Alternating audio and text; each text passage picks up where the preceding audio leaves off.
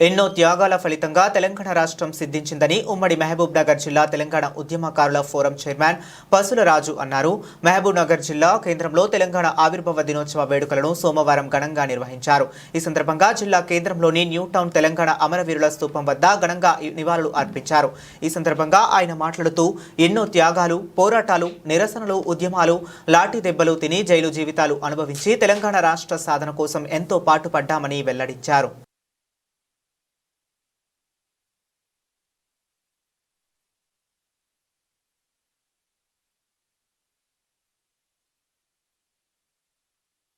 ఈరోజు తెలంగాణ ఆవిర్భావ దినోత్సవం అంటే మనకు 29వ రాష్ట్రంగా ఏర్పడిన రోజు. దశాబ్దాలుగా 1969 నుంచి 2014 వరకు ఎంతోమంది ప్రాణత్యాగాలు చేస్తే, ఎంతోమంది బలిదానాలు చేసుకుంటే ఈ తెలంగాణ రాష్ట్రం ఏర్పడింది. ఈరోజు తెలంగాణ రాష్ట్రంలో తెలంగాణ ఉద్యమకారులకు ఈరోజు జూన్ 2 తారీఖు రోజు ఆ రోజు రాష్ట్రం కొరకు కష్టపడ్డాము, మాకంటూ ఒక గుర్తింపు ఏర్పాటు కావాలి అని మన గౌరవనీయులైన సీఎం గారు రేవంత్ రెడ్డి గారిని అడగడం జరిగింది. ఈరోజు ప్రకటన ఏమి ఇస్తాడు ఆయన జూన్ 2 తారీఖు రోజు, దాన్ని బట్టి మా ప్రణాళిక అనేది ఏర్పాటవుతుంది.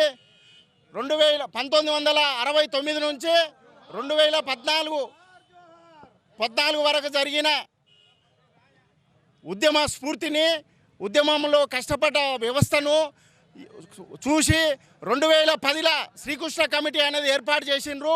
2010లో శ్రీకృష్ణ కమిటీ ఏర్పాటు చేసిన తర్వాత 2013 జూలై 30 తారీఖు రోజు కాంగ్రెస్ వర్కింగ్ కమిటీ ప్రత్యేక తెలంగాణ కొరకు కార్యాచరణ అనేది ఏర్పాటు అయ్యింది.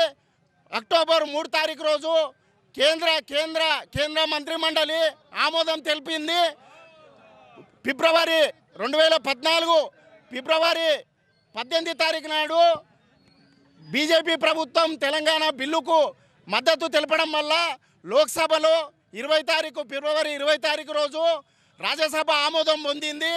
తర్వాత 2014 మార్చి 1 తారీఖు రోజు రాష్ట్రపతి ఆమోదం పొంది 2014 జూన్ 2 తారీఖు రోజు మనకు 29వ రాష్ట్రంగా అవతరించింది.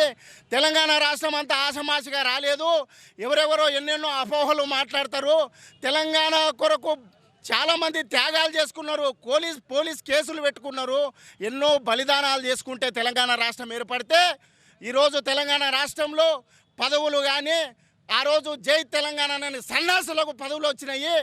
కానీ తెలంగాణ కొరకు ఆ రోజు నిజాయితీగా కష్టపడ్డ వారికి ఎవరికి కూడా పదవులు రాలేదు. కనీసం ఈరోజు గౌరవనీయులైన మా ముఖ్యమంత్రి రేవంత్ రెడ్డి గారు మొన్న మేనిఫెస్టోలో ఉద్యమకారులకు 250 గజాల ప్లాట్ ఇస్తాని ఆయన పెట్టడం జరిగింది.